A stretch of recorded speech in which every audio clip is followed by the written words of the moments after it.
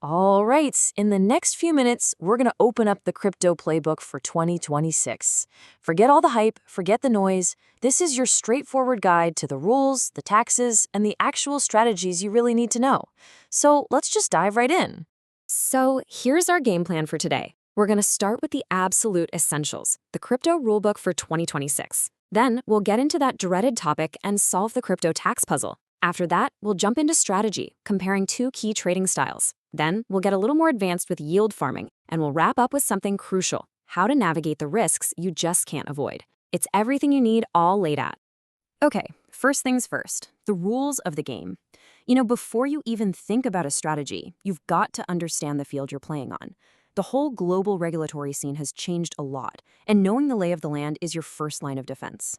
So let's just start with the biggest, most basic question of them all. Here in 2026, is this stuff actually legal? It's pretty much the first hurdle for anyone looking to get into this space. And the answer, well, it isn't a simple yes or no. It really, really depends on where you are in the world. And as you can see, the answer is kind of complicated. For most developed countries, the answer is yes, but, and this is a big but, it comes with some major strings attached. I mean, just look at the differences here. The EU has its huge MiCA framework. The UK says, okay, it's property. And then you've got a place like El Salvador that's just gone all in, making Bitcoin actual legal tender. So the key takeaway here is that legal absolutely does not mean unregulated. So in the real world, what do all these regulations actually boil down to? Well, you're going to see two acronyms pretty much everywhere on major exchanges. The first one is KYC. KYC, or Know Your Customer, that's the reason you have to upload your driver's license just to sign up for an account. And it's almost always paired with AML, which is anti-money laundering. That just means platforms have to report any sketchy-looking activity. You put those two together, and they form this critical bridge to the traditional financial system. And yeah, they're the reason the old Wild West days of anonymous trading are pretty much long gone. All these rules lead us directly into our next big topic, taxes. I know for a lot of people, this is the scariest part of crypto. But look, it's not some unsolvable mystery. Just think of it like a puzzle. Once you know the rules, the pieces actually start to fit together.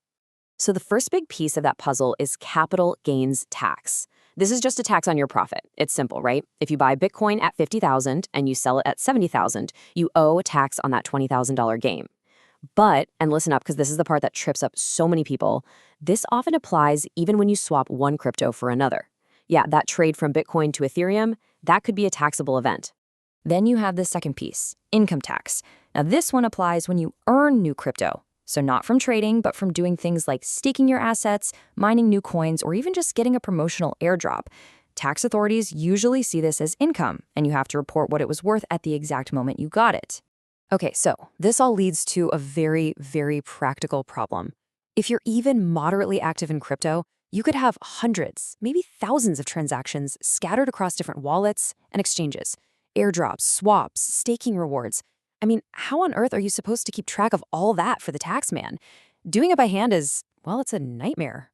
And this is exactly why a whole industry of crypto tax software just exploded onto the scene. Tools like the ones you're looking at here, Blockpit, Coinly, CoinTracker, they plug into your exchanges and wallets and pretty much automate the whole process.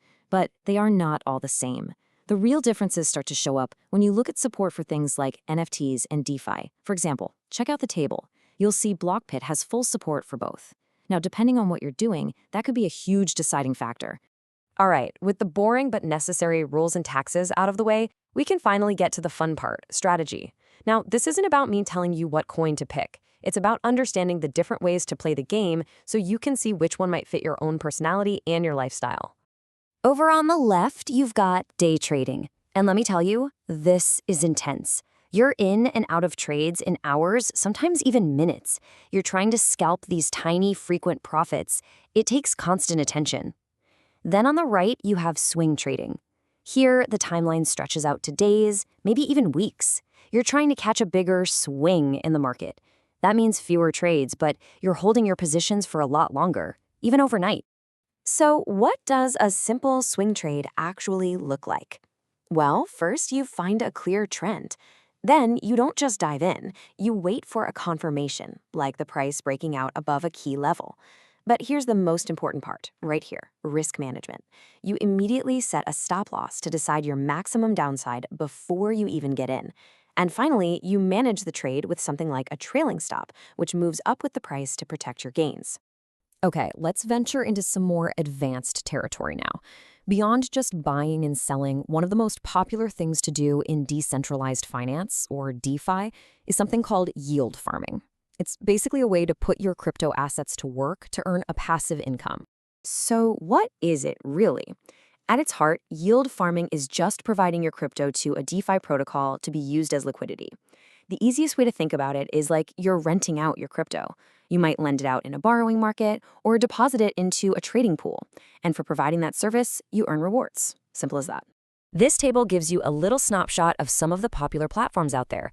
You've got places like Aave, which are basically decentralized banks. Then there's Curve, which is a specialist in stablecoins. And Yearn is like an automated robot strategist. But look closely at the relationship between the APY and the risk level. You see how as the potential return creeps up with Yearn, the risk level does too. Remember, there is no free lunch in crypto. And this brings us to what might be the single most important principle, and this comes from the team at Coin Bureau. Before you put 1 single cent into a DeFi protocol, you have to be able to answer 3 questions. What does this thing actually do? Where is the yield really coming from? And what could go wrong? If you can't answer all 3 of those clearly, just stay away. That quote is the perfect transition to our final and, honestly, our most critical section. We have to talk about risk. Because in DeFi, risk isn't some rare thing. It's a core feature of the system. Understanding it isn't optional. It's your entire defensive playbook. First up, there's a risk that's totally unique to providing liquidity. It's called impermanent loss. Now, this one's a little tricky. Imagine you deposit 2 coins of equal value into a pool. If one of those coins suddenly skyrockets in price, the pool's code will automatically sell some of it to rebalance. That means you end up with less of the coin that performed well than if you had just held it in your wallet. That difference is impermanent loss. Next is the raw technical risk. You've got to remember, every DeFi protocol is just code, a smart contract. And code can have bugs, it can have vulnerabilities, and hackers are always looking for ways to exploit them. Same goes for the bridges that move your money between blockchains. One tiny flaw in the code can mean a total catastrophic loss of funds.